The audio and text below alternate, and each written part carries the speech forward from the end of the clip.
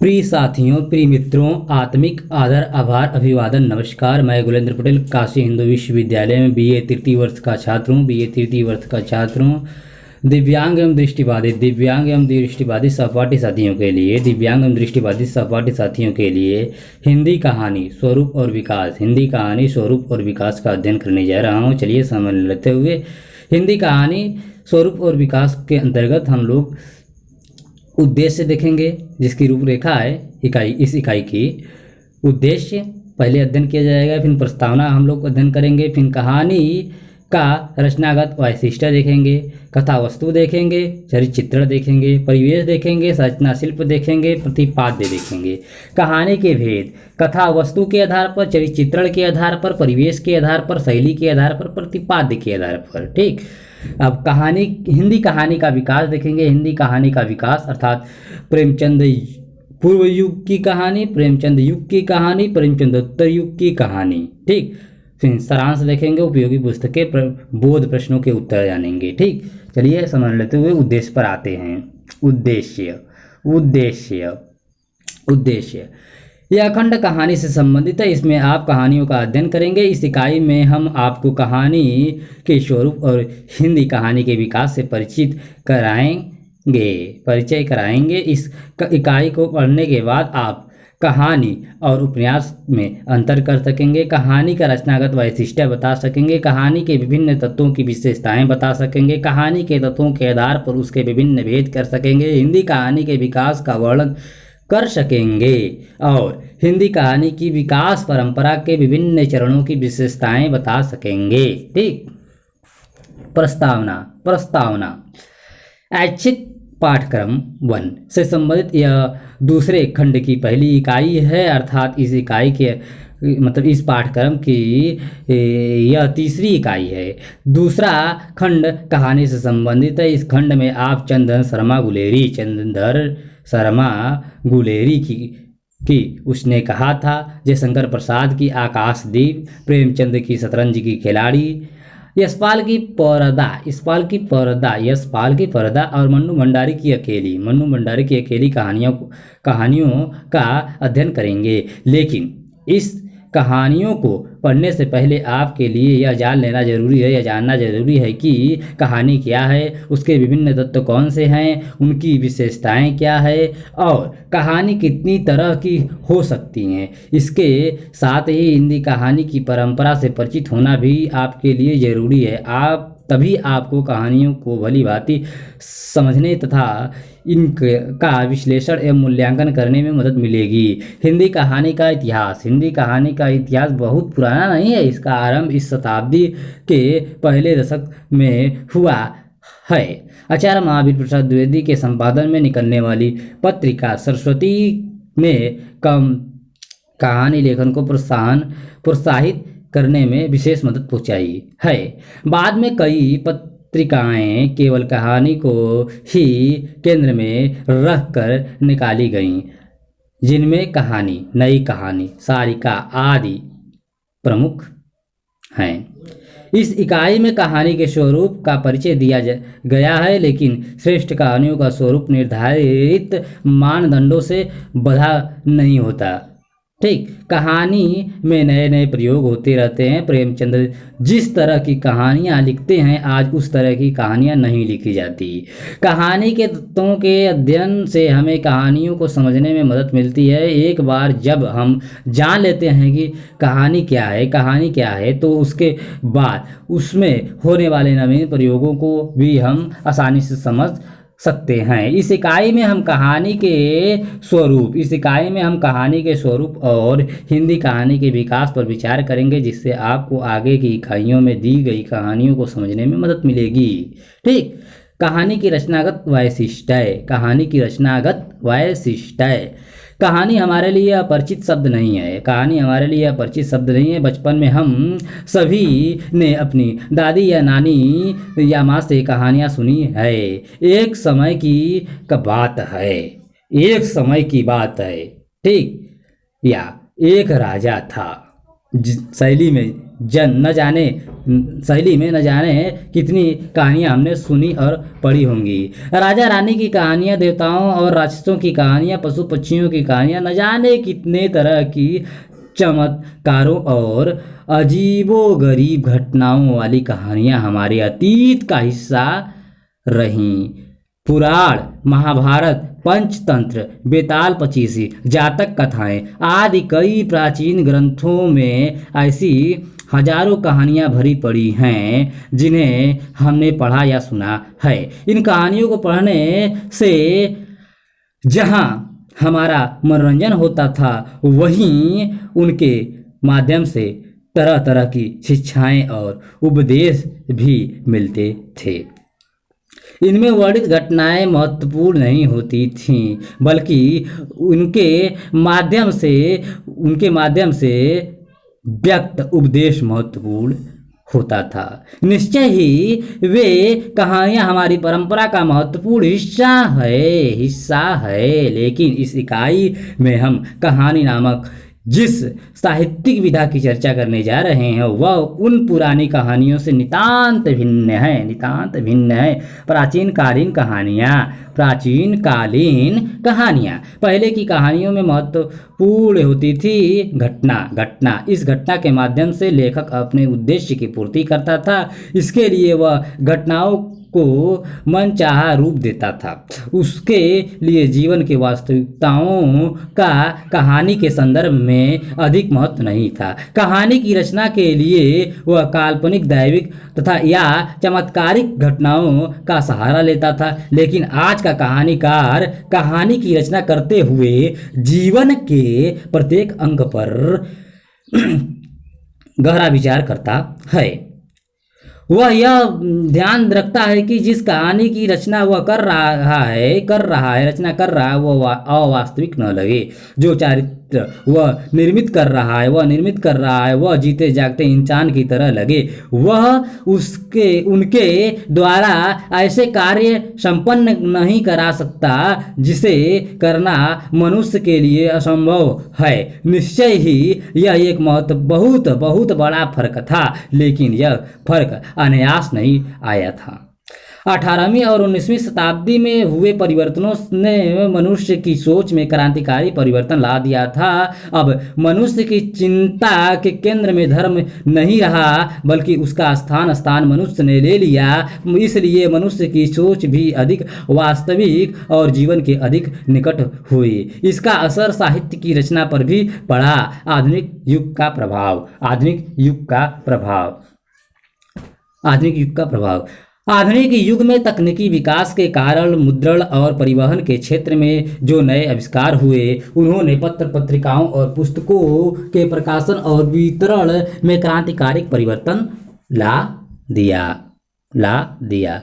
उन्होंने भी साहित्य पर प्रभाव डाला और गद्य विधाओं के विकास को प्रोत्साहन किया। ठीक, उपन्यास जैसी नितांत नई विधा के जन्म लेने में इन परिवर्तनों का ही हाथ है। उपन्यास पर विस्तार से चर्चा हम खंड तीसरे में करेंगे। ठीक, अर्थात तीसरे वीडियो में करेंगे। उपन्यास पर विस्तार से चर्चा हम खंड तीसरे में करेंगे। यहाँ केवल इतना कहना पर्याप्त होगा कि उपन्यास की जरूरत के अनुसार छोटी कथात्मक रचनाएं लिखी जाने लगी। धीरे धीरे यह एक स्वतंत्र विधा के रूप में उभर आई और कहानी शॉर्ट स्टोरी कही जाने लगी। इस दृष्टि से आज की कहानी अधिक पुरानी विधा नहीं है। उपन्यास की तरह आधुनिक ढंग की कहानियां भी पश्चिम में पहले लिखी गई। यूरोप और अमेरिका के कहानीकारों ने कहानी विधा को नवीन रूप दिया। कहानी की लोकप्रियता के साथ साथ उसके स्वरूप में भी परिवर्तन हुए। कहानी की रचना प्रक्रिया पर विचार हुआ। यह विचार हुआ कि कहानी क्या है, उसका मानव जीवन से क्या संबंध है, उसकी रचना का क्या उद्देश्य है, वह पाठकों को कैसे प्रभावित करती है, क्या उससे केवल मनोरंजन होता है या उससे किसी महत उद्देश्य की पूर्ति की जा सकती है। कहानी में घटना प्रधान होती है या चरित्र या कुछ और फिर यह भी सवाल था कि उपन्यास और कहानी जो लगभग एक सी विधा है, वे किन अर्थों में एक दूसरे से भिन्न है। क्या उनमें केवल आकारगत भेद है या कुछ अन्य भेद भी हैं जो ज़्यादा महत्वपूर्ण हैं और जिनके कारण ही उपन्यास और कहानी दो भिन्न भिन्न विधाएं मानी जाती हैं। दो भिन्न विधाएं मानी जाती हैं। उपन्यास और कहानी में अंतर। उपन्यास और कहानी में अंतर। आइए इन सवालों का उत्तर हम इस आखिरी प्रश्न का उत्तर खोजने से आरंभ करें। हम में से शायद ही कोई ऐसा होगा जिसने कोई उपन्यास न पढ़ा होगा या पढ़ा न हो। कोई साहित्यिक उपन्यास न भी पढ़ा हो तो जासूसी या रोमानी उपन्यास अवश्य पढ़ा होगा। अगर आप इन उपन्यासों की तुलना कहानी से करेंगे तो आप आसानी से पहचान सकते हैं कि लंबी से लंबी कहानी भी छोटे से छोटे उपन्यास से आकार में छोटी होती है, लेकिन आकार में यह फर्क अनायास ही नहीं आता, वरन उपन्यास और कहानी में कुछ मूलभूत फर्क हैं जिसके कारण आकार में यह फर्क आता है। उपन्यास और कहानी में सबसे बड़ा फर्क यह है कि उपन्यास में जीवन का व्यापक चित्रण किया जाता है, लेकिन कहानी में जीवन के व्यापक चित्रण की गुंजाइश नहीं होती। कहानीकार जीवन के किसी एक खंड को, एक घटना अथवा एक अनुभव को कहानी का आधार बनाता है, जबकि उपन्यासकार एक साथ कई घटनाओं और अनुभवों को प्रस्तुत कर सकता है। निश्चय ही यही वह मूलभूत अंतर है जिसके कारण शेष अंतर भी स्वतः आ जाते हैं। जब रचनाकार जीवन की किसी एक घटना या छोटे खंड का चित्रण करेगा तो उसके साथ ही उस घटना या अनुभव से जुड़े पात्रों की संख्या भी स्वतः ही सीमित हो जाएगी। उसके लिए घटनाओं के विस्तृत विवरण या छोटे छोटे ब्यौरे देने की गुंजाइश नहीं रहेगी। वह अपने विचारों को भी सांकेतिक रूप से प्रस्तुत करेगा। इस तरह कहानी और उपन्यास में मूल अंतर जीवन की व्यापक अभिव्यक्ति और जीवन के किसी खंड की अभिव्यक्ति से तय होता है, और यही उपन्यास और कहानी के स्वरूप को निर्धारित करते हैं। ठीक, उपर्युक्त विवेचन को हम उदाहरणों से जांच सकते हैं। आप इस पाठ्यक्रम के खंड 3 में प्रेमचंद का उपन्यास निर्मला पढ़ेंगे। हो सकता है आप में कुछ लोगों ने इस उपन्यास को पढ़ लिया हो। आपने देखा होगा कि प्रेमचंद की कहानी पूस की रात, जिसे आप आधार पाठ्यक्रम में पढ़ चुके होंगे, आकार में निर्मला से काफ़ी छोटी है। यह अंतर क्यों है? पूस की रात और निर्मला की संरचनागत तुलना। पूस की रात में एक घटना है। हल्कू पर कुछ कर्जा है जिसे वह चुकाने की स्थिति में नहीं है। उसकी फसल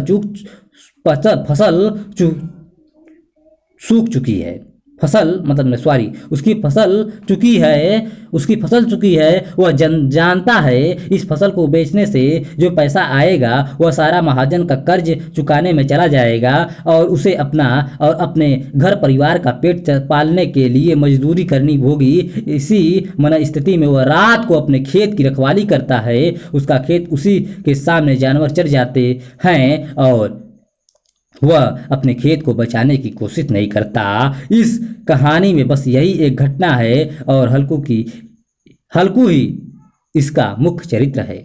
इसके विपरीत निर्मला जो प्रेमचंद के कई उपन्यासों से आकार में काफ़ी छोटा है, में निर्मला के विस्तृत जीवन का परिचय दिया गया है। उपन्यास का आरंभ निर्मला के विवाह की बातचीत से होता है। उसका विवाह तय होता है। पिता के आकस्मिक देहांत के कारण उसकी माता दहेज देने की स्थिति में नहीं है। उसकी सगाई टूट जाती है। बाद में उसका विवाह अधेड़ उम्र की वकील तोताराम से तय होता है, जिसके 3 बेटे पहले से हैं। निर्मला के जीवन की दुख भरी लंबी गाथा ही उपन्यास का कथात्मक कलेवर है। उसके सौतेले बड़े बेटे की मृत्यु, दूसरे बेटे द्वारा आत्महत्या, तीसरे का घर से भाग जाना, बेटी का जन्म, भयानक गरीबी और इतनी विपदाओं से जूझती हुई निर्मला की मृत्यु के साथ उपन्यास का अंत, मतलब दुखांत।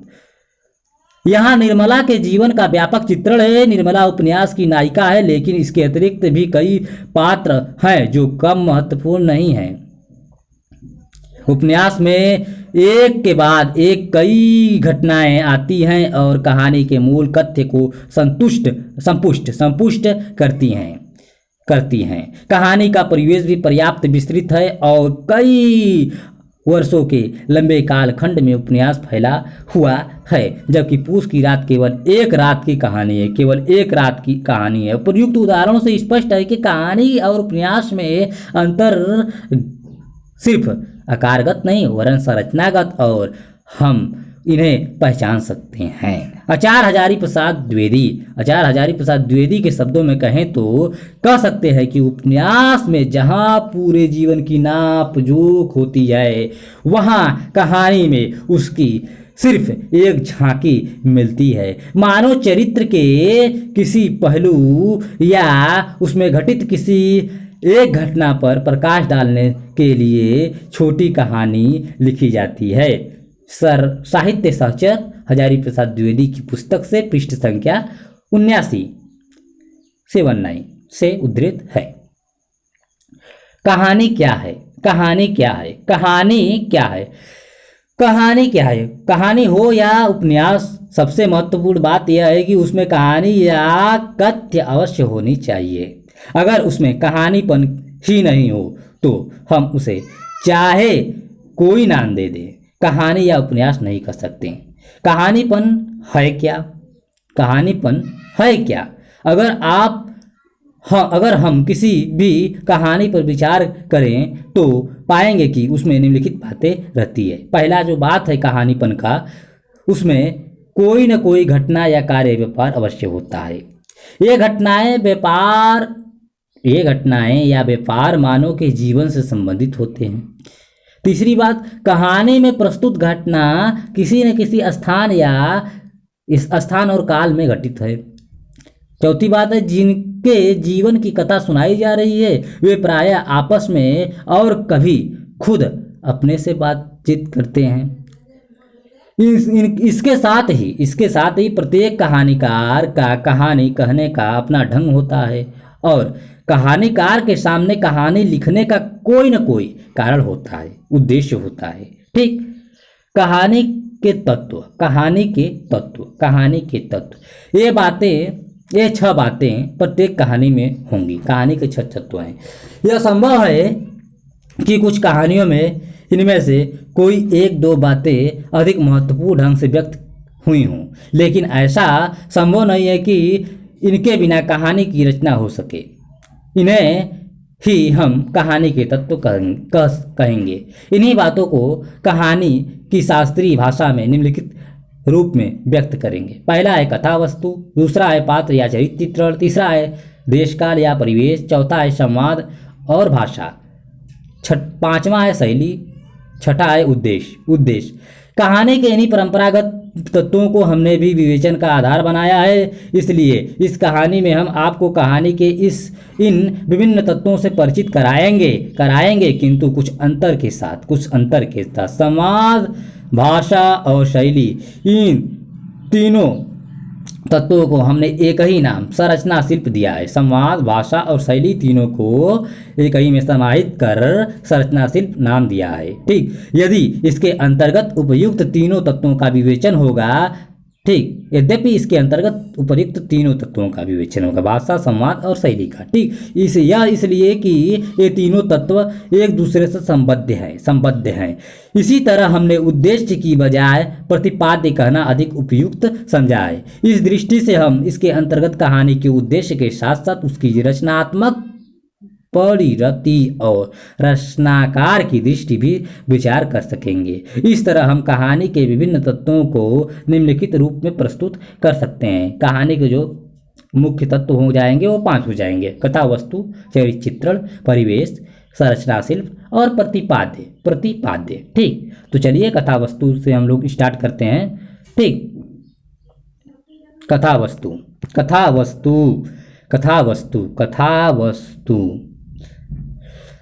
कथा वस्तु का अर्थ है कहानी में प्रस्तुत घटना, कहानी में प्रस्तुत घटना, किंतु यह घटना विस्तृत नहीं होती बल्कि छोटी होती है, जैसा कि पूस की रात उदाहरण से स्पष्ट है। यह भी आवश्यक नहीं है कि कहानी में वर्णित घटना स्थूल या असाधारण हो। आप इसी ऐच्छिक पाठ्यक्रम में यशपाल की कहानी पढ़ेंगे, उसमें घटनाएं बहुत साधारण सी है। यही बात मन्नू भंडारी की अकेली कहानी में भी पाएंगे। प्रसाद जी की आकाशदीप कहानी में तो केवल दो पात्र के मन का अंतर्द्वंद चित्रित हुआ है। ठीक, दो पात्रों के मन का अंतर्द्वंद चित्रित हुआ है प्रसाद की आकाशदीप कहानी में। ठीक, कथा वस्तु की विशेषताएं। एक अच्छी कहानी में कथा वस्तु का ठोस और सुसंबद्ध होना आवश्यक है। कोई ऐसी बात या प्रसंग उसमें वर्णित नहीं होना चाहिए जो कहानी में अनावश्यक लगे, जिसका संभव हो घटनाओं, स्थितियों और भावों का वर्णन संक्षेप में और सांकेतिक रूप में करना चाहिए तथा प्रत्येक घटना, प्रसंग या स्थिति परस्पर संबद्ध और कहानी के मूल भाव या चरित्र को विकसित और स्पष्ट करने वाली होनी चाहिए। जीवन यथार्थ कथा वस्तु का आधार होना चाहिए। आज कहानियों में काल्पनिक और अविश्वसनीय घटनाओं को चित्रित करना उचित नहीं माना जाता। यह आवश्यक है कि शिल्प प्रयोग के तौर पर इस तरह की रचना की जा सकती है, लेकिन वहां भी कथा वस्तु का अंतर्निहित सत्य मानव जीवन के यथार्थ से संबद्ध होना चाहिए। ठीक, कथा वस्तु का विकास। पहले कहानी की संरचना वर्णनात्मक रूप में हुआ करती थी, घटना का आरंभ, उसका विकास और फिर अंत। लेकिन अब इसे अनिवार्य नहीं माना जाता। कहानी का आरंभ अब किसी रूप में हो सकता है, पात्रों के पारस्परिक संवाद द्वारा, किसी चरित्र के अंतर्द्वंद द्वारा, डायरी या पत्र शैली में। कहने का अर्थ यह है कि कहानीकार कहानी के कथ्य के अनुसार उसके आरंभ, विकास और अंत को निश्चित करता है। अब यह भी नहीं माना जाता कि कहानी का कोई निश्चित अंत होना चाहिए। इसके विपरीत यह भी संभव है कि कहानी अपनी चरम परिणति पर पहुंचकर समाप्त हो जाए, जैसा कि पर्दा कहानी में होता है। अकेली की तरह जहाँ अंत में कहानी में कुछ भी नाटकी घटित नहीं होता, फिर भी कहानी पाठक के मन में गहरा असर छोड़ती है। चरित्र चित्रण। कहानी में उपन्यास की तरह पात्रों की संख्या अधिक नहीं होती। कई बार तो सिर्फ एक दो पात्रों के इर्द गिर्द ही सारा कथानक घूमता रहता है। प्रायः कहानियों में एक ही चरित्र केंद्र में होता है। विशेषतः चरित्र प्रधान कहानियां तो एक ही चरित्र को केंद्र में रखकर निर्मित होती हैं। उदाहरण के लिए उसने कहा था, अकेली जैसी कहानियों में एक ही पात्र कथा के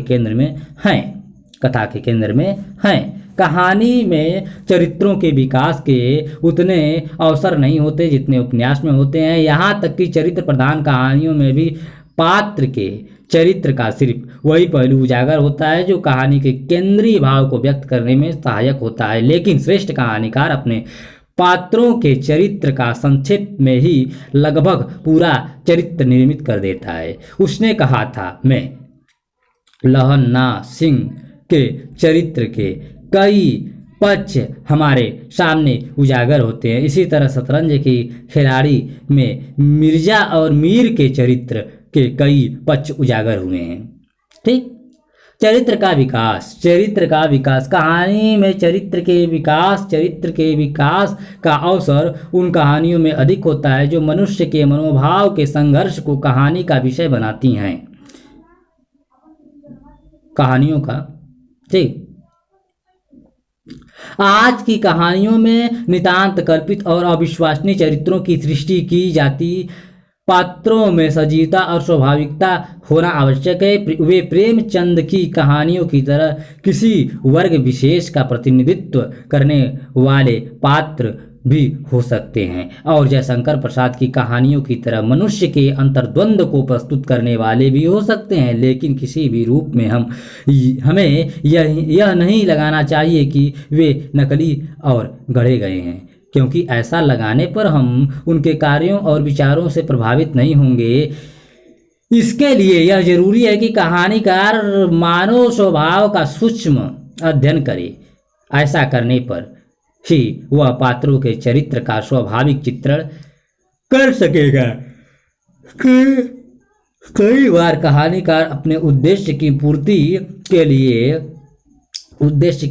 के लिए पात्रों को मनचाहा रूप देते हैं। इस तरह के चरित्र भले ही लेखक के उद्देश्य की पूर्ति करने में सक्षम हो जाते हों, लेकिन वे पाठकों को प्रभावित नहीं कर पाते। चरित्र चित्रण की विविधियाँ चरित्र चित्रण की विधियाँ,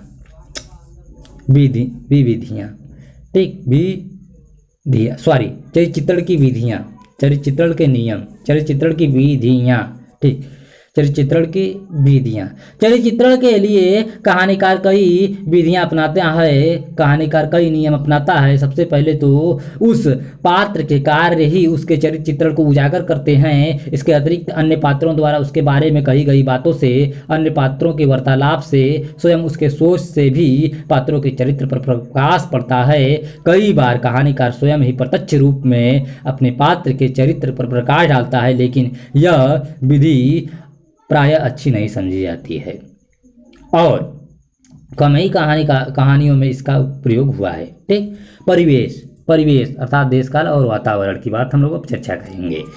कथा के संदर्भ में परिवेश से तात्पर्य है देश काल अर्थात कहानी में वर्णित घटनाओं का संबंध किसी समय से है और वे कहाँ घटित हो रही हैं, वहाँ उस समय के हालात कैसे हैं। कहानी में सजीवता और स्वाभाविकता लाने के लिए यह आवश्यक है कि कहानीकार कहानी में वर्णित घटनाओं को उसके वास्तविक परिवेश में वस्तुतः प्रस्तुत करे। यानी कि अगर कहानी गांव से संबंधित है तो कहानी में वर्णित वातावरण भी गांव के अनुकूल होना चाहिए। गांव की गालियाँ, घर चौपाल, प्रकृति, लोगों का पहनावा, रीति रिवाज, भाषा आदि सभी उसी के अनुकूल होने चाहिए। फिर एक ही गांव के अलग अलग सामाजिक और आर्थिक वर्गों के लोगों की वर्गीय भिन्नता के कारण आए फर्क को चित्रित या संकेतित किया जाना चाहिए। अगर कहानी का परिवेश ऐतिहासिक है तो उसमें कोई चीज वर्णित नहीं होनी चाहिए जो उस काल विशेष में अस्वाभाविक लगे। कहानी का परिवेश जितना स्वाभाविक और वास्तविकता के नज़दीक होगा, कहानी उतनी ही विश्वसनीय और यथार्थ नजर आएगी। परिवेश चित्रण का महत्व। कहानी में परिवेश चित्रण के उतने अवसर नहीं होते जितने उपन्यास में होते हैं। कहानी में रचनाकार परिवेश का चित्रण उतना ही करेगा जितने से कहानी में वर्णित कार्य व्यापार स्वाभाविक लगे, पात्र जीवंत लगे और कहानी के विकास में मदद मिले। उपन्यास की तरह कहानी में रचनाकार परिवेश के लंबे चौड़े ब्यौरे नहीं दे सकता, फिर भी श्रेष्ठ रचनाकार संक्षेप में ही वातावरण का जीवंत चित्र प्रस्तुत करने में सक्षम होता है। जैसे शतरंज के खिलाड़ी में वजीद अली शाह के समय का लखनऊ पूरी तरह मूर्तिमान हो जाता है। परिवेश की यथार्थ जानकारी आवश्यक। परिवेश के स्वाभाविक चित्रण के लिए जरूरी है कि कहानीकार को कहानी में वर्णित कथा से संबद्ध देश काल की सही जानकारी हो, अर्थात वह गहराई से इस बात को जाने कि उस समय के लोगों का रहन सहन कैसा था, किस तरह की सामाजिक व्यवस्था थी, उनके क्या विश्वास थे, मानव सभ्यता ने कितनी प्रगति कर ली थी, मानवीय संबंधों का स्वरूप क्या था। अगर लेखक को इनकी जानकारी नहीं होता तो वह परिवेश का स्वाभाविक चित्रण नहीं कर सकेगा। संरचना शिल्प जैसा कि पहले कहा जा चुका है कि इस शीर्षक के अंतर्गत हम कहानी का भाषा शैली संवाद पर विचार करेंगे, क्योंकि इसका संबंध कहानी रचना के शिल्प पक्ष से है। ठीक, भाषा कहानीकार की रचना की सारी विशेषताएं भाषा के माध्यम से ही हमारे सामने आती है, इसलिए कहानी की भाषा को कहानी संरचना का प्राण कहा जा सकता है। शब्दों के द्वारा ही कथा में रोचकता, पात्रों में सजीवता और परिवेश में स्वाभाविकता आती है। रचनाकार का भाषा पर जितना अधिक अधिकार होगा उसकी रचना उतनी उत्कृष्ट होगी। एक ही कहानी में भाषा के कई रूप हो सकते हैं। जहां लेखक केवल अपने विचारों को प्रकट करता है तो वहां आवश्यक भाषा उसकी अपनी हो सकती है, लेकिन पात्रों के संवाद, परिस्थितियों के चित्रण तथा कथा के वर्णन में भाषा कहानी की कथा वस्तु के अनुकूल होनी चाहिए। लेकिन इसके विपरीत कहानी कहने में जितनी स्वाभाविकता, सहजता और प्रवाह होगा, कहानी उतनी ही संप्रेक्ष्य होगी। लेकिन ये गुण तभी आ सकते हैं जब कहानीकार कहानी में सहज, स्वाभाविक और जहाँ तक संभव हो बोलचाल की भाषा का प्रयोग करे। भाषा की जटिलता कहानी की सहज प्रवाह को बाधित करती है। भाषा की इन विशेषताओं की दृष्टि से पाठ्यक्रम में शामिल सभी कहानियाँ उत्कृष्ट कही जा सकती हैं। अगर शतरंज की खिलाड़ी और पर्दा में उर्दू मिश्रित बोलचाल की भाषा का रस मिलता है तो आकाशदीप में काव्यात्मक भाषा कहानी की भाषा का एक विशेष रूप व्यक्त करती है। शैली कहानी चाहे घटना प्रधान या चारित्रिक प्रधान, उसकी विषय वस्तु ऐतिहासिक हो या समकालीन, चाहे वह जिस दृष्टि या उद्देश्य से लिखी गई हो, प्रत्येक कहानीकार का कहानी लिखने का अपना एक अलग अलग अंदाज होता है, ढंग होता है। आपने प्रेमचंद और प्रसाद की कहानियाँ पढ़ी होंगी। एक ही युग के प्रेमचंद और प्रसाद नितांत भिन्न भिन्न शैलियों में कहानियाँ लिखते हैं। इसी तरह स्वयं प्रेमचंद ने भी कई नई शैलियों का प्रयोग किया है। कहने का तात्पर्य यही है कि शैली की दृष्टि से कहानियाँ एक दूसरे से प्रायः अलग होती हैं। प्रश्न उठता है कि कहानीकार कहानी में शैली का निर्धारण कैसे करता है। कहानी की शैली को दो चीजें प्रभावित करती हैं। एक तो लेखक की अपनी वैयक्तिक रुचि और दूसरे कहानी की विषय वस्तु की मांग। अलग अलग विषय वस्तु कहानी की भिन्न भिन्न शैली की मांग करते हैं। अगर हम प्रेमचंद का ही उदाहरण ले तो हम पाते हैं कि वे अलग अलग कथानक के लिए नितांत भिन्न भिन्न शैलियों का प्रयोग करते हैं, जैसे पूस की रात, कफन, शतरंज की खिलाड़ी, बड़े भाई साहब आदि कहानियाँ भिन्न भिन्न शैलियों में लिखी गई हैं। कहानी लिखने की प्रायः कई शैलियाँ प्रचलित हैं। घटना प्रधान कहानी प्रायः वर्णनात्मक शैली में लिखी होती हैं, जिसमें लेखक घटनाओं का वर्णन मात्र करता है। चारित्रिक प्रधान कहानी में कहानीकार मनोविश्लेषणात्मक शैली का प्रयोग करता है। मनोविश्लेषणात्मक कहानी में, ठीक, मतलब चारित्रिक प्रधान कहानी में कहानीकार मनोविश्लेषणात्मक शैली का प्रयोग करता है और पात्रों के आंतरिक द्वंद्व को प्रस्तुत करता है। कथानक की आवश्यकता के अनुसार रचनाकार डायरी शैली, आत्मकथात्मक शैली, पूर्ववर्ती शैली, फंतास्ती शैली का भी प्रयोग करता है। कुछ कहानीकारों ने लोक कथा या पंचतंत्र आदि की कथाओं वाली शैलियों का भी प्रयोग किया है। कई बार एक ही कहानी एक से अधिक शैली का प्रयोग मिलता है। एक ही कहानी में एक से अधिक शैली का प्रयोग मिलता है, जैसे उसने कहा था में वर्णनात्मक शैली है, परंतु अंत में उसमें पूर्ववर्ती शैली का प्रयोग भी है। ठीक, इस तरह शतरंज के खिलाड़ी कहानी में मीर और मिर्जा की कहानी के समानांतर वाजिद अली शाह और लखनऊ के पतन की कहानी भी चलती है। यह एक नई तरह की शैली कही जा सकती है।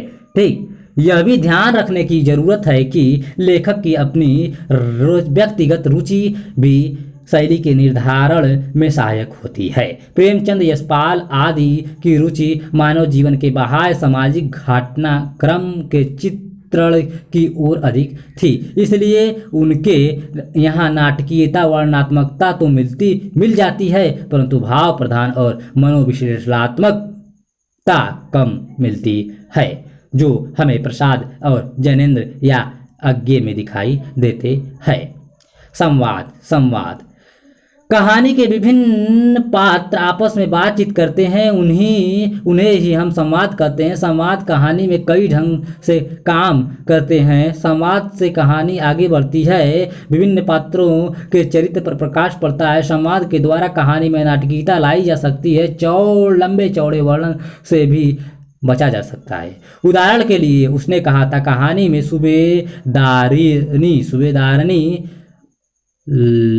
सूबेदारनी और लहना सिंह की बातचीत कहानी का प्राण है और सारी कहानी का अर्थ ही उनकी बातचीत से खुलता है। इसी तरह शतरंज के खिलाड़ी के अंत में मीर और मिर्जा की बातचीत दोनों के चरित्र को उजागर करने में सहायक होती हैं। आकाशदीप कहानी में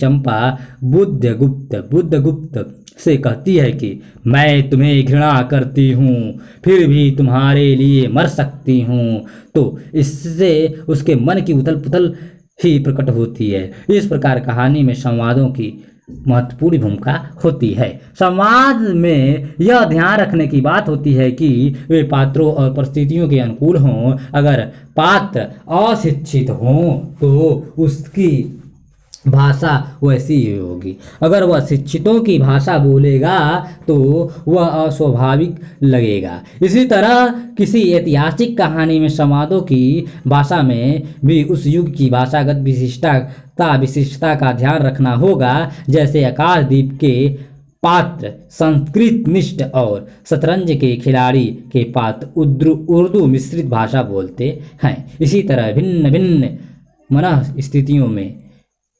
पात्रों के संवादों की भाषा में अंतर आ जाएगा। ठीक। प्रतिपाद्य का अर्थ है कहानी में क्या कहा गया है और जो कहा गया है उसका अभिप्राय क्या है। इसलिए प्रतिपाद्य को समझने के लिए सबसे पहले यह जरूरी है कि हम कहानी को सही समझें। कहानी को समझने के बाद हमें उसमें निहित मूल तथ्य को पहचानना चाहिए और उसके बाद उसकी सामाजिक और साहित्यिक मूल्यवत्ता का निर्णय करना चाहिए। इससे हमें कहानी के प्रतिपाद्य को समझने में सहायता मिलेगी। हम पहले बता चुके हैं कि प्रतिपाद्य के अंतर्गत कहानी के उद्देश्य और रचनाकार की दृष्टि की चर्चा करेंगे। कहानी को महान कथा वस्तु पात्र परिवेश या शिल्प नहीं बनाते, कहानी को महान बनाता है उसका उद्देश्य। कहानी किस उद्देश्य से प्रेरित होकर लिखी गई, इसी से शेष चीजें तय होती हैं। अगर कहानीकार का उद्देश्य ही गंभीर नहीं है तो वह कैसे कोई अच्छी रचना कर सकता है। गुलामी के उस दौर में जब प्रेमचंद रचना कर रहे थे, उन्हें यह बात निश्चय ही सालगी रही होगी कि किस तरह अंग्रेजों ने बिना युद्ध किए अवध पर कब्जा कर लिया था। ऐसे ऐतिहासिक तथ्य से उन्हें प्रेरित किया होगा शतरंज की खिलाड़ी जैसी अमर रचना करने को। इसी तरह एक बदलते समाज में नए मानव संबंधों और जीवन मूल्यों की खोज से प्रेरित होकर ही उसने कहा था आकाशदीप जैसी कहानियां लिखी गई थीं। इसलिए किसी भी कहानी को समझने के लिए उसके प्रतिपाद्य को समझना अति आवश्यक है। ठीक। बोध प्रश्न। नीचे कहानी की कथा वस्तु की कुछ विशेषताएं बताई गई है। इनमें से कोई एक विशेषता आधुनिक कहानी का गुण नहीं है, बताइए। कथा वस्तु ठोस और सुसंबद्ध हो। कथा वस्तु का आधार जीवन का यथार्थ होना चाहिए। काल्पनिक और अविश्वसनीय घटनाएं न हो। कथा वस्तु उपदेशात्मक हो। ठीक। आपको इस प्रश्न का उत्तर देना है। ठीक। चलिए हम आगे बढ़ते हैं। कहानी के भेद। कहानी के भेद कहानी के भेद ऊपर के विश्लेषण से स्पष्ट है कि कहानी में कुछ तत्व ऐसे होते हैं जो प्रायः सभी कहानियों में मिलेंगे, किंतु ये तत्व सभी कहानियों में एक से नहीं होते। कोई कहानी घटना प्रधान हो सकती है तो कोई कहानी में कोई पात्र ही ज़्यादा महत्वपूर्ण हो सकता है। कोई कहानी हमें नए सामाजिक मूल्यों को अपनाने की प्रेरणा दे सकती है तो कोई अन्य कहानी सीधे सीधे वर्णनात्मक ढंग से लिखी हो सकती है और कोई फंतासी शैली में लिखी हो सकती है। कहने का तात्पर्य यही है कि प्रत्येक कहानी का अपना अलग रूप, अलग अंदाज और अलग संदेश होता है। इस दृष्टि से प्रत्येक कहानी दूसरी से भिन्न होती है, किंतु जिस तरह कहानी को समझने के लिए उसके विभिन्न तत्वों की पहचान और उसका विश्लेषण किया गया, उसी तरह इन भिन्न भिन्न तरह की कहानियों के भी कुछ निश्चित भेद कर सकते हैं। निश्चय ही कहानी के निम्न भेदों से अलग भी कुछ और भेद किए जा सकते हैं। इस तरह एक कहानी को हम एक से अधिक भेदों में परिगणित कर सकते हैं। जैसे एक कहानी कथा वस्तु के लिहाज से ऐतिहासिक, चरित्र चित्रण की दृष्टि से चरित्र प्रधान, शैली की दृष्टि से आत्मकथात्मक भी हो सकती है। कहानी के विभिन्न भेदों को उसके तत्वों के आधार पर विभाजित कर सकते हैं। पहला है कथा वस्तु के आधार पर कहानी का भेद। कथा वस्तु के आधार पर, ठीक, प्रत्येक कहानी का कथानक अलग अलग होता है।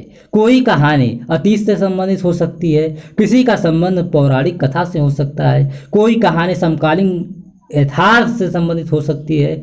इसमें भी कोई कहानी मतलब कोई सामाजिक व कोई पारिवारिक हो सकती है।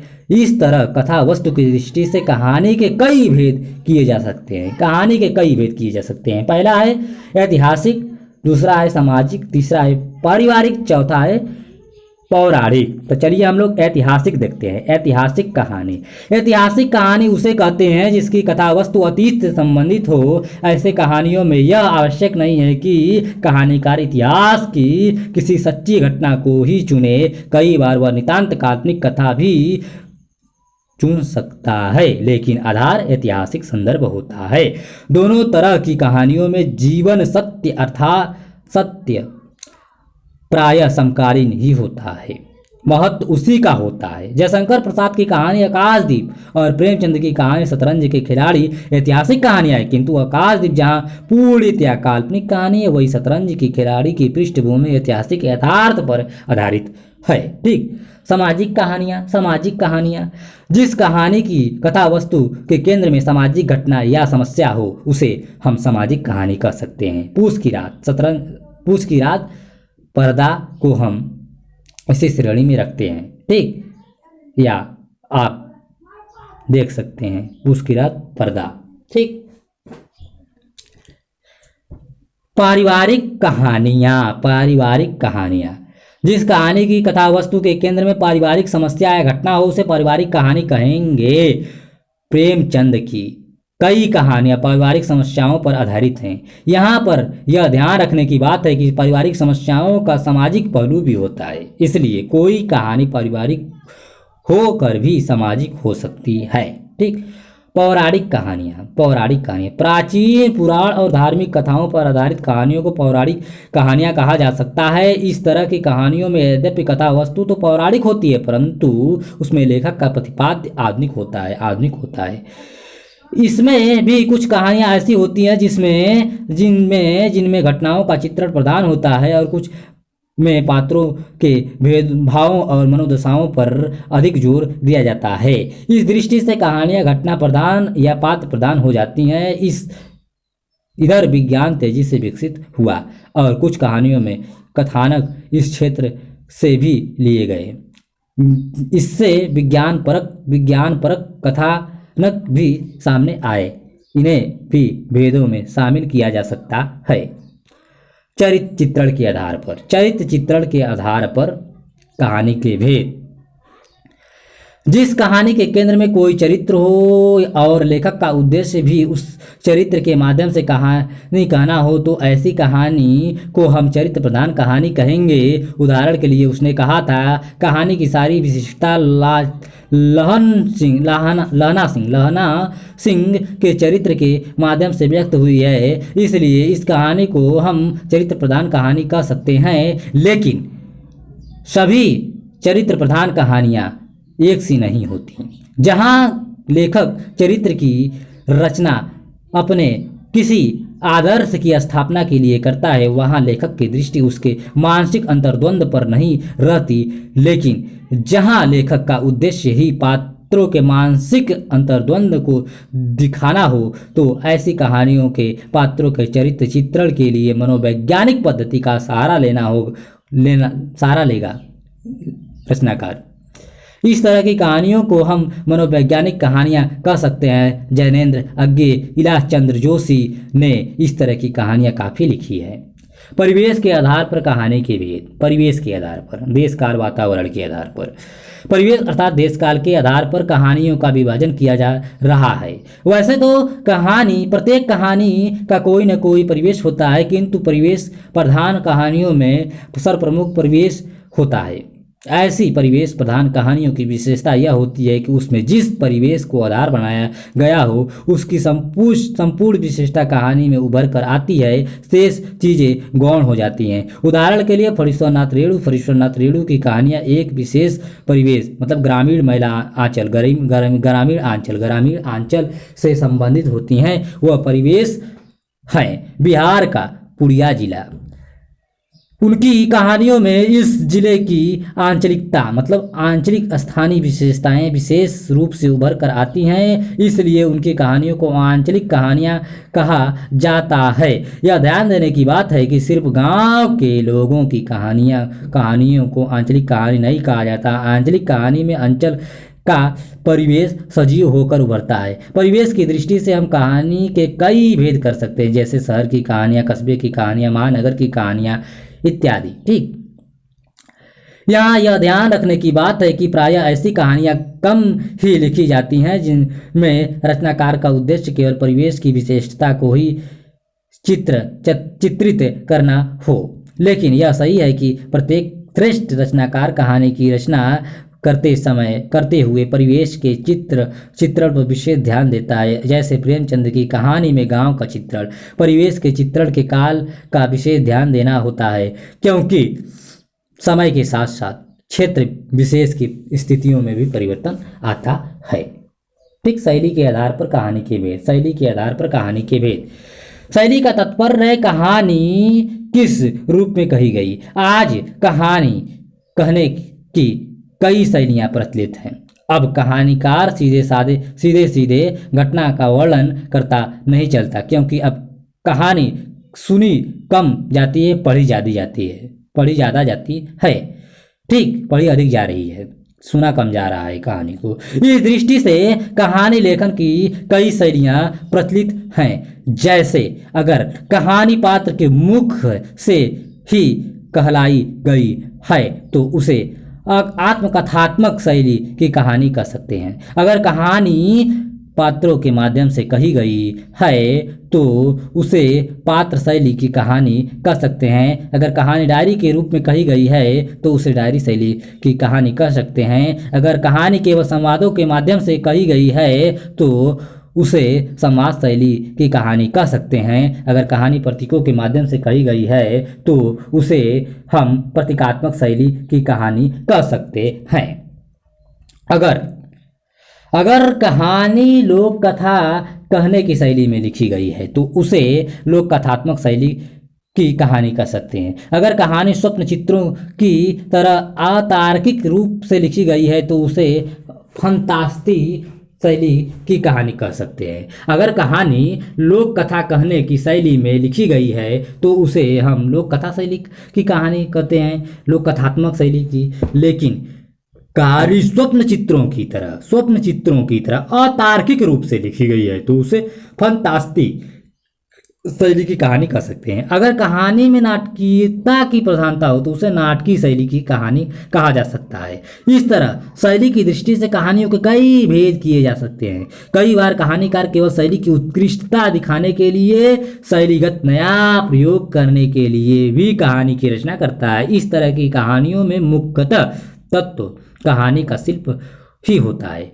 इसलिए इस तरह की कहानियों को हम रूपवादी या कलावादी या शिल्प प्रधान कहानी कह सकते हैं। ठीक, कई बार कहानीकार केवल शैली की उत्कृष्टता दिखाने के लिए, शैलीगत नया प्रयोग करने के लिए भी कहानी की रचना करता है। इस तरह की कहानियों में कुछ तत्व कहानी का शिल्प ही होता है। इसलिए इस तरह की कहानियों को हम रूपवादी या कलावादी या शिल्प प्रधान कहानी कह सकते हैं। हिंदी में कोरी रूपवादी कहानियां कम ही लिखी गई है। कई कहानियों में एक से अधिक शैलियों का मिश्रण भी हो सकता है, जैसे एक कहानी डायरी और पत्र डायरी और पत्र दोनों के मिश्रण से रची गई हो। प्रतिपाद्य के आधार पर कहानी के भेद, प्रतिपाद्य अर्थात उद्देश्य के आधार पर कहानी के भेद। ठीक, प्रतिपाद्य के आधार पर कहानी के भेद। यहाँ हम कहानियों का विभाजन दो आधारों पर कर सकते हैं। एक तो रचनाकार की दृष्टि के आधार पर और दूसरा रचना में निहित उद्देश्य के आधार पर। रचनाकार की दृष्टि या तो आदर्शवादी होती है या यथार्थवादी। जब रचनाकार किसी आदर्श से प्रेरित होकर रचना करता है तो कहानी में भी वैसी आदर्श का प्रतिफलन देखना चाहता है, तो ऐसी कहानी को हम आदर्शवादी कहानी कहते हैं। प्रेमचंद की आरंभिक कहानियां जैसे पंच परमेश्वर, अलगे ओझा, ईदगाह आदि इसी श्रेणी में आती हैं। अपने आदर्श के लिए लेखक यथार्थ की उपेक्षा भी कर सकता है। ठीक, यथार्थवादी कहानियां हम उससे कहते हैं जहां लेखक जीवन की वास्तविकताओं की अपने आदर्शों के लिए उपेक्षा नहीं करता। जीवन यथार्थ जैसा भी है उसे वह उसी रूप में प्रस्तुत कर देता है। दूसरे यथार्थवादी कहानीकार ऐसे आदर्शों में विश्वास करता है जो सामाजिक वास्तविकताओं के अनुकूल होते हैं तथा वह समाज की प्रगति में विश्वास करता है। वे रचनाकार जो सामाजिक यथार्थ को मार्क्सवादी दृष्टि से देखते हैं और उसी के अनुसार कहानी की रचना करते हैं, उनकी कहानियों को हम समाजवादी कहानियां कह सकते हैं। वे कहानीकार जो मानव जीवन को मनोवैज्ञानिक सिद्धांतों के परिप्रेक्ष्य में देखते हैं और उसी के अनुसार कहानी की रचना करते हैं, ऐसी कहानियां को हम मनोविश्लेषणवादी कहानी कह सकते हैं। इस तरह की कहानियों के विभिन्न भेद किए जा सकते हैं। ठीक, बोधगम्य प्रश्न। नीचे कहानी के विभिन्न प्रकारों की परिभाषाएं दी गई है, उनके आधार पर उनका नाम बताइए। पहला, जिसका कथा वस्तु अतीत से संबंधित हो, ऐतिहासिक। जहां लेखक का उद्देश्य किसी पात्र की चरित्र विशेषताओं से कहानी कहना हो। ठीक, इसका उत्तर आप लोग कमेंट बॉक्स में लिखिएगा। एक और प्रश्न, जहां किसी क्षेत्र विशेष की प्रकृति रीति रिवाज, रहन सहन, भाषा आदि विशेष रूप से उभर कर आए। या चौथा प्रश्न है, जहां कहानी स्वप्न की तरह अतार्किक रूप से विकसित हो। ठीक, जहां कहानी स्वप्न की तरह अतार्किक रूप से विकसित हो, उस कहानी को क्या कहते हैं। ठीक, अब कहानी का विकास देखते हैं हम लोग यहाँ से।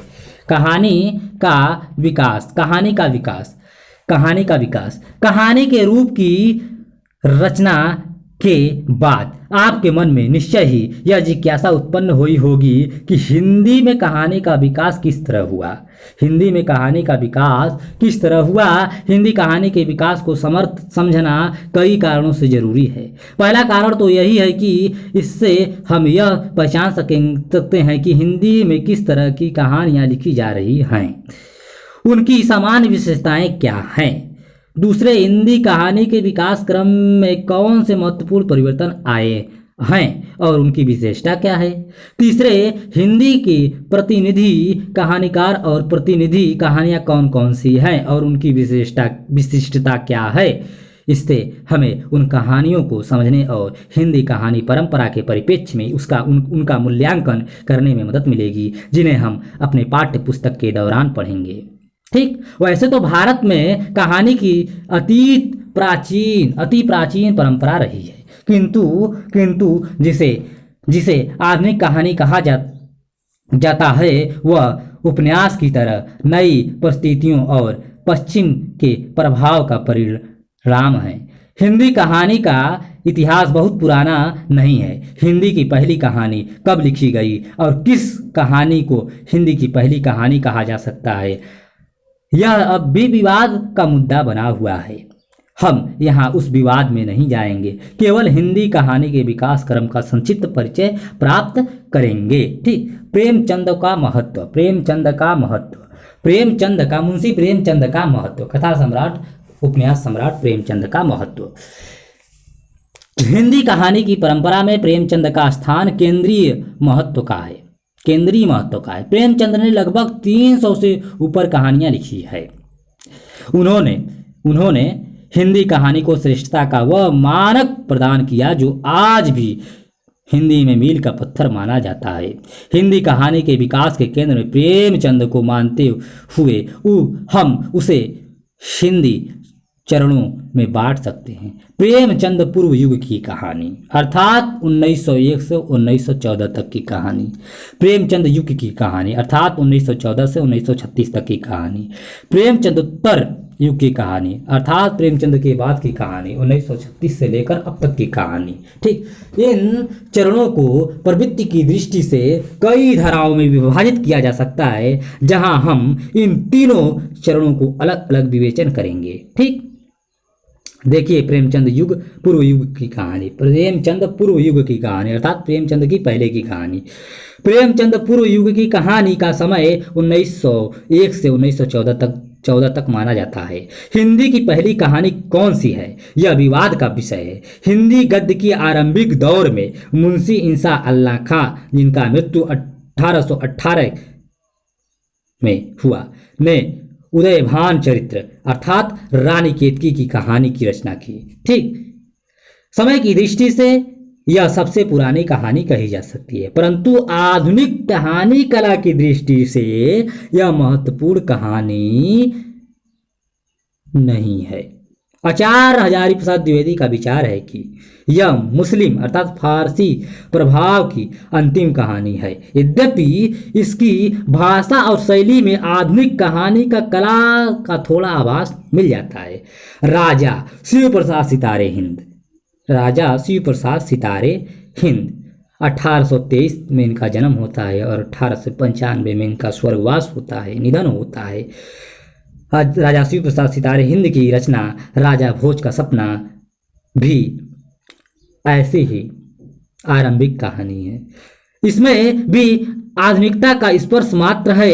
आचार्य रामचंद्र शुक्ल ने अपने प्रसिद्ध साहित्यिक इतिहास ग्रंथ में हिंदी साहित्य का इतिहास में हिंदी के कुछ आरंभिक कहानियों का उल्लेख किया है, जिनमें किशोरी लाल गोस्वामी का इंदुमती, आचार्य रामचंद्र शुक्ल स्वयं अपने कहानी 11 वर्ष का समय, बंग महिला दुलाई वाली आदि की कहानियां प्रमुख हैं। इन कहानियों को हम आरंभिक प्रयोगशील कहानियां कह सकते हैं, जिनमें कहानीकारों ने विदेशी या बंगला कहानियों के प्रभाव में आकर हिंदी की कहानियां लिखने का प्रयास किया था। अब माधवराव सप्रेस की कहानी एक टोकरी भर मिट्टी, माधवराव सप्रेस की कहानी एक टोकरी भर मिट्टी को हिंदी की पहली कहानी माना जाता है, जो 1901 में प्रकाशित हुई थी। मतलब माधवराव सप्रेस की कहानी एक टोकरी भर को हिंदी की पहली कहानी माना जाता है। इंदुमती को साथ मौलिक कहानी माना जाता है। ठीक, प्रेमचंद पूर्व युग की कहानियों की विशेषताएं। इस युग की आरंभिक कहानियां तो पुराने ढांचे की ही थी, जिनका कथानक और चमत्कारों से युक्त होता था, लेकिन बाद में कहानीकार यथार्थ के चित्रण को की उन्मुख हुए। यद्यपि यथार्थ का वैसा रूप उनमें लक्षित नहीं होता जो प्रेमचंद की कहानियों की समांतर विशेषता रहा है। प्रेमचंद पूर्व युग की कहानियां प्रायः आदर्शवादी हैं, जिनमें भावुकता के साथ ही किसी भारतीय आदर्श की कथा कही गई है। भाषा की दृष्टि से भी उनमें वैसी प्रौढ़ता नजर नहीं आती जैसी प्रेमचंद युग की कहानियों में आती है। हिंदी कहानी का वास्तविक हिंदी कहानी का वास्तविक आरंभ तो प्रेमचंद के द्वारा ही हुआ, जो यद्यपि 1900 के आसपास से ही रचना कर रहे थे, किंतु जिनकी हिंदी कहानी 1914 से 15 के आसपास ही प्रकाश में आई। इससे पूर्व वे प्रायः उर्दू में लिखते थे, लेकिन हिंदी की पहली श्रेष्ठ कहानी चंद्रधर शर्मा की गुलेरी उसने कहा था, जिसकी रचना 1915 में हुई थी। उनकी चर्चा हम प्रेमचंद युग में करेंगे। ठीक, प्रेमचंद युग की कहानी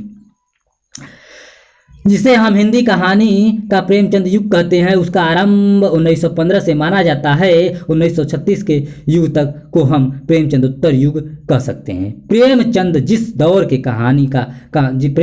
दौर में कहानियां लिख रहे थे, उस दौर में और भी कहानीकार सक्रिय थे, जिसमें जयशंकर प्रसाद, चंद्रधर शर्मा गुलेरी, सुदर्शन आदि प्रमुख हैं।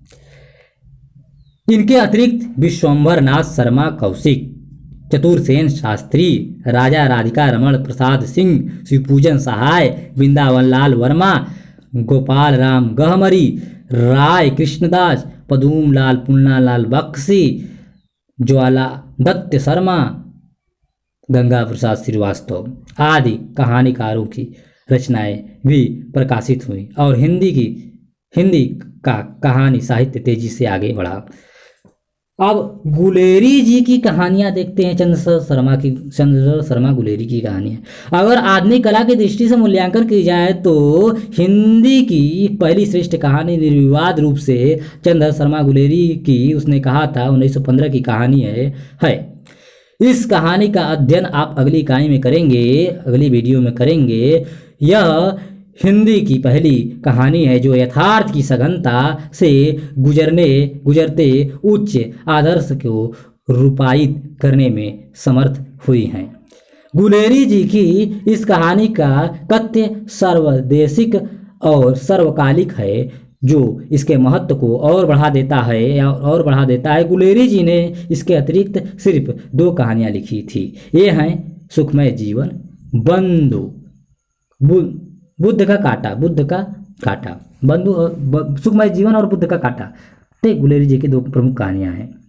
अन्य जयशंकर प्रसाद प्रेमचंद युग में ही प्रसाद ने हिंदी को कई कहानियां दी, लेकिन आपकी कहानियों का मिजाज प्रेमचंद से काफी भिन्न है। प्रसाद जी मूलतः कवि थे, इसलिए उनकी कहानियों भावात्मक संघर्ष और मनोवैज्ञानिक अंतर्द्वंद का चित्रण अधिक हुआ है।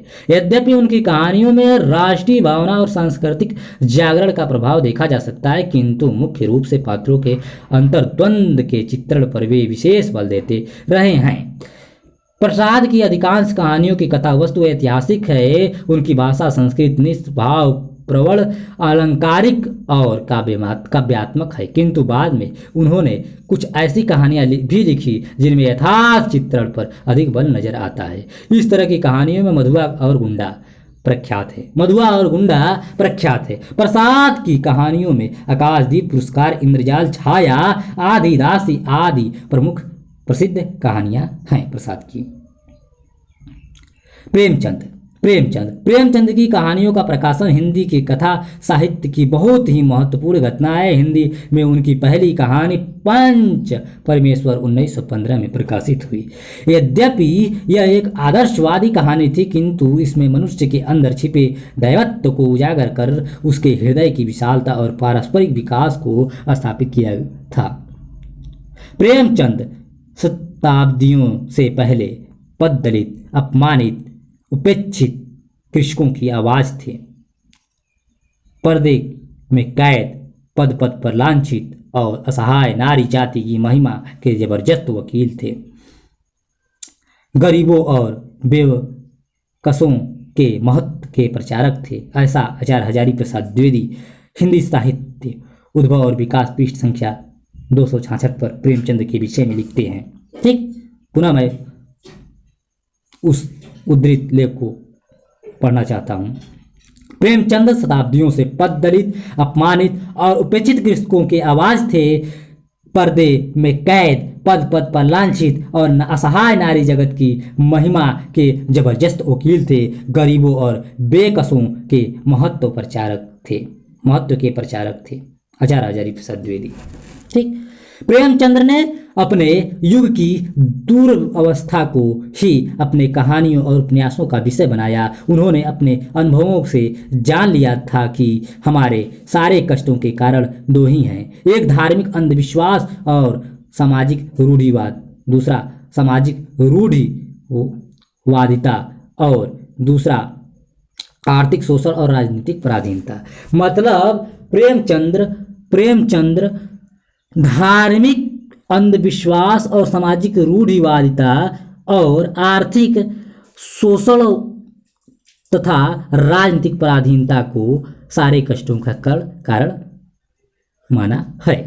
ठीक, उनकी प्रायः सभी कहानी इन्हीं के इर्द गिर्द घूमती हैं। आरंभ में तो उन्होंने भाग्यवादी आदर्शवाद का सहारा लिया था, लेकिन बाद में उनका ऐसे किसी आदर्शवाद पर विश्वास नहीं रहा। प्रेमचंद ने अपने कहानियों द्वारा जहाँ गरीबों, बेकसों, उत्पीड़ितों, शोषितों की कारुणिक पीड़ाओं का यथार्थ चित्रण किया है, वही उनके अंदर छुपे मानवतावाद को उजागर करके उन्हें मानवीय गरिमा प्रदान की है। प्रेमचंद ने अपने कहानियों के द्वारा सामाजिक कुरीतियों और विडंबनाओं पर गहरी चोट की है। भाषा की दृष्टि से प्रेमचंद ने बोलचाल की हिंदी को सहज लोक भाषा का रूप दिया, जो आज भी हमारे लिए अनुकरणीय है। शैली की दृष्टि से प्रेमचंद ने सर्वाधिक प्रयोग किए हैं। उनकी कुछ प्रसिद्ध कहानियाँ जैसे कफन, पूस की रात, शतरंज की खिलाड़ी, दूध का दाम, नशा, बड़े भाई साहब, ये सभी यथार्थवादी कहानियाँ हैं। आरंभिक दौर में लिखी गई आदर्शवादी कहानियाँ भी कम चर्चित नहीं हैं, जिनमें है अलग ओझा, नमक का दरोगा, पंच परमेश्वर,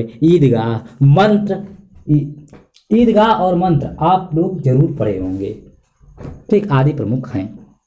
प्रेमचंदोत्तर युग की कहानियाँ अर्थात प्रेमचंद के बाद की कहानी।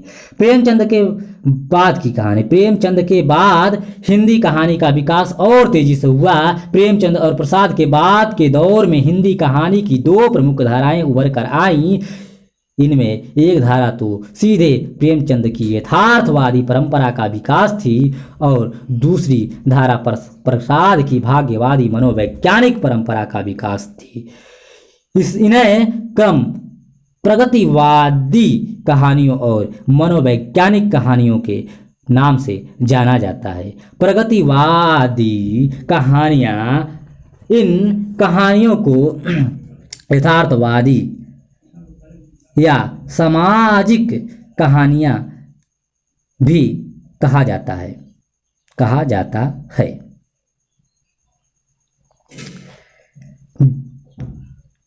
है क्योंकि 1936 में प्रगतिशील लेखक संघ की स्थापना के साथ यथार्थवाद से प्रेरित होकर जो कहानियां लिखी जा रही थीं उन्हें प्रगतिवादी कहानियां कहा गया।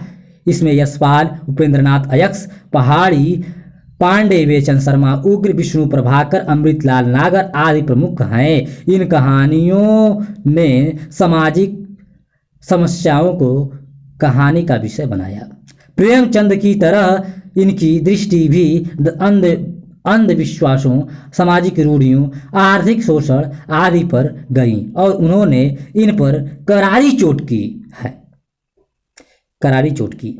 इन्होंने भी गरीब वर्ग को अपनी कहानियों के केंद्र में रखा। यद्यपि मतलब प्रगतिवादी कहानी की हम चर्चा कर रहे हैं। ठीक, यद्यपि मध्यवर्गीय जीवन की विडंबनाओं पर भी कई कहानीकारों ने बहुत अच्छी कहानियां लिखी।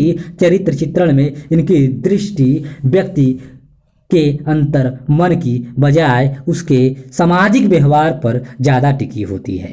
वे व्यक्ति को वर्गीय प्रतिनिधि के रूप में देखते और चित्रित करते हैं। इन कहानीकारों में यशपाल का विशेष स्थान है। उन पर मार्क्सवाद के साथ साथ फ्रायड के मनोविश्लेषणवाद का प्रभाव भी नजर आता है। महाराज का इलाज, पर्दा, उत्तराधिकारी, काला आदमी, फूलों का कुर्ता, दास धर्म आदि उनकी चर्चित कहानियां हैं। हमने फूलों की कुर्ता कहानी का पाठ किया हुआ है।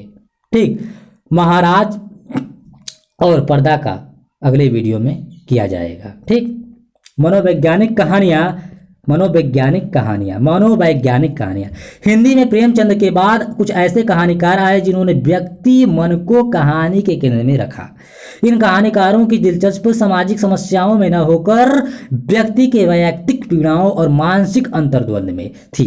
इन्होंने मनुष्य के अवचेतन मन की क्रियाओं और उनकी मानसिक ग्रंथों को कहानी का विषय बनाया। मनुष्य के आंतरिक द्वंद्व पर विषय ध्यान देने के कारण उनकी कहानियों में मनोवैज्ञानिक सत्य और चरित्र की वैयक्तिक विशिष्टता विशेष रूप से व्यक्त हुई।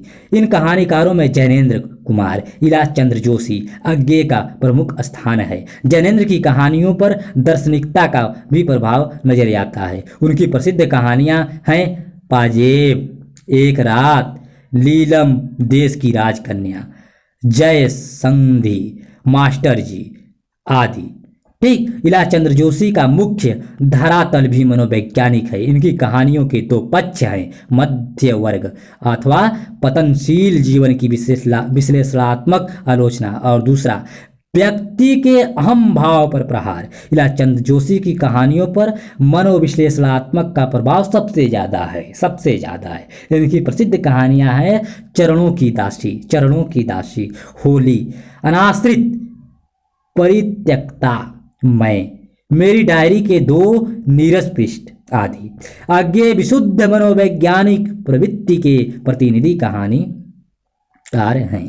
उनकी कहानी कला का मूल धरातल व्यक्ति चरित्र है। उनकी कहानियां अपने दृष्टि में इतनी विस्तृत, व्यापक और गंभीर हैं कि मानववाद अपने अधिक से अधिक रूपों में उनका उपजीव्य बन गया। चरित्र विधान और शैली निर्माण में इनकी मौलिकता और हस्तलाघवता अपूर्व है। लक्ष्मी नारायण लाल, आधुनिक हिंदी कहानी, पृष्ठ संख्या 28। इनकी प्रमुख कहानियां हैं जयदोल, पठार का धीरज, रोज, सरलदाता, हिलोबोन की बत्तखें, लेटर बॉक्स, नई कहानी।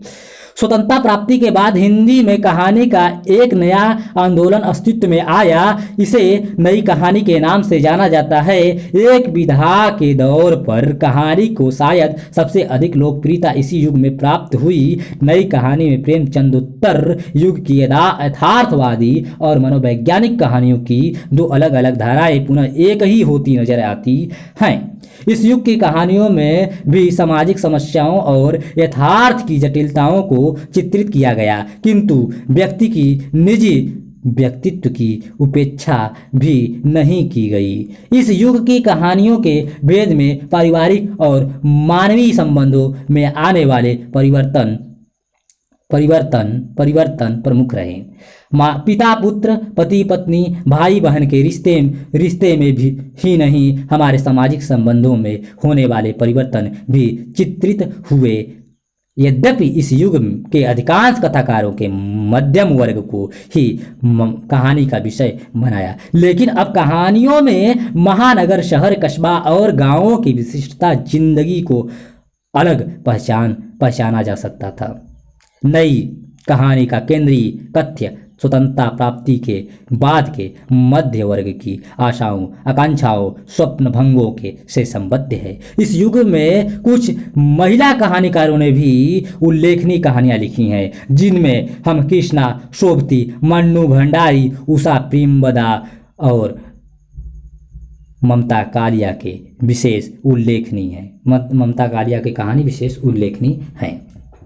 ठीक, कृष्णा सोबती, मन्नू भंडारी, उषा प्रेमवदा, ममता कालिया। ठीक, कहानीकारों में भैरव प्रसाद गुप्त, भीष्म साहनी, मार्कंडेय, परमेश्वरनाथ रेणु, राजेंद्र यादव। ठीक, निर्मल वर्मा, मोहन राकेश, शेखर जोशी, शैलेंद्र मट्टियानी, कमलेश्वर कृष्ण बलदेव वैद, डॉक्टर रामकुमार वर्मा, शिव प्रसाद सिंह रुद्र कास्के, शिव प्रसाद सिंह साहनी, धर्मवीर भारती, अमरकांत, हरिशंकर परशाई आदि प्रमुख हैं। ठीक, नई कहानी के बाद हिंदी कहानी का विकास पूर्ववत जारी रहा। कहानी, संचेतन कहानी, जनवादी कहानी आदि की कई नई प्रवृत्तियां प्रकाश में आई। इन सभी में अपनी युगीन विशेषताएं थी। यद्यपि बाद में नई कहानी जैसा कोई समर्थ आंदोलन नहीं उभरा, किंतु कई अच्छे कहानीकार उभरे जिन्होंने हिंदी कहानी की परंपरा को समृद्ध किया। इसमें काशीनाथ सिंह, शतरंज, रमेश उपाध्याय, गोविंद मिश्र, मुद्रा राक्षत, मृदुला गर्ग, मृणाल पांडे आदि की प्रमुख हैं। ठीक, चलिए निम्नलिखित बोधगम्य प्रश्न देखिए। निम्नलिखित विशेषताओं में कौन सी विशेषताएं प्रेमचंद पर लागू होती है और कौन सी प्रसाद पर सही का चिन्ह लगाइएगा। ठीक, अर्थात आप कमेंट बॉक्स में बताइएगा। क ख ग लिख देंगे तो भी हम समझ जाएंगे। ठीक, सामाजिक समस्याओं के चरित्र पर बल, सामाजिक समस्याओं के चरित्र पर बल, प्रसाद या प्रेमचंद। व्यक्ति के अंतर्द्वंद के चित्रण की प्रधानता, व्यक्ति के अंतर्द्वंद के चित्रण की प्रधानता, प्रसाद या प्रेमचंद पर। ऐतिहासिक कथाओं की ओर विशेष झुकाव, ऐतिहासिक कथाओं की ओर विशेष झुकाव, प्रसाद या प्रेमचंद पर। ग्रामीण जीवन से संबंधित कहानियों का लेखन अधिक, प्रेमचंद या प्रसाद। संस्कृतनिष्ठ भाषा का प्रयोग, प्रेमचंद या प्रसाद। बोलचाल की भाषा का प्रयोग, प्रेमचंद या प्रसाद। ठीक, सारांश देख लीजिए। सारांश, इस इकाई को आपने ध्यानपूर्वक पढ़ा, अर्थात इस वीडियो को आप लोगों ने ध्यानपूर्वक सुना और देखा। इसे पढ़ने के बाद, इसे देखने के बाद कथा साहित्य की दो प्रमुख विधाओं, कहानी और उपन्यास में अंतर बता सकते हैं। कहानी और उपन्यास में आकारगत भेद का कारण क्या है और दोनों में जीवन यथार्थ की अभिव्यक्ति किस रूप में होती है को आप स्पष्ट कर सकते हैं। कहानी क्या है, अंतर्वस्तु और संरचना की दृष्टि से इसकी विशेषताएं क्या है, इन दोनों में संबंध क्या है, आप इनकी व्याख्या कर सकते हैं। कहानी के छह तत्व हैं: कथा वस्तु, चरित्र चित्रण, परिवेश, भाषा, शैली और उद्देश्य। इन्हीं को समेटते हुए हमने कहानी के पांच तत्वों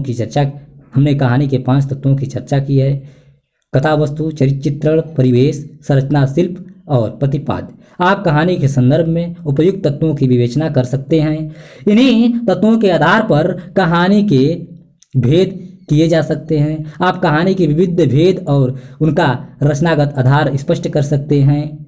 हिंदी कहानी का इतिहास बहुत पुराना नहीं है। प्रेमचंद ने कहानी को साहित्यिक उत्कृष्टता प्रदान की। प्रेमचंद से पहले और बाद में कहानी का जो विकास हुआ उसको पढ़ चुके हैं। आप हिंदी कहानी की प्रमुख प्रवृत्तियों और कहानीकारों की विशेषताएं बता सकते हैं। उपयोगी पुस्तकों को देख लीजिए। प्रेमचंद, साहित्य का उद्देश्य, हंस, प्रकाशन इलाहाबाद। द्विवेदी हजारी प्रसाद, साहित्य सचर, लोक भारती, प्रकाशन इलाहाबाद।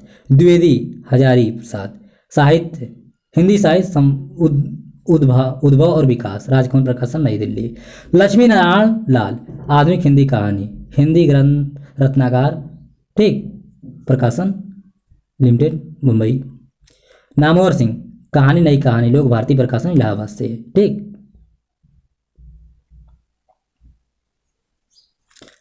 उपन्यास में व्यापक जीवन चरित्र, उपन्यास में व्यापक जीवन का चित्रण होता है, कहानी में जीवन के एक खंड का, ठीक। उपन्यास में अधिक पात्र होते हैं, कहानी में कम पात्र होते हैं, उनमें भी एक दो पात्र ही प्रमुख होते हैं। कहानी में परिवेश के चित्रण का अधिक अवसर नहीं होता है, जबकि उपन्यास में परिवेश का विस्तृत चित्रण किया जा सकता है, ठीक।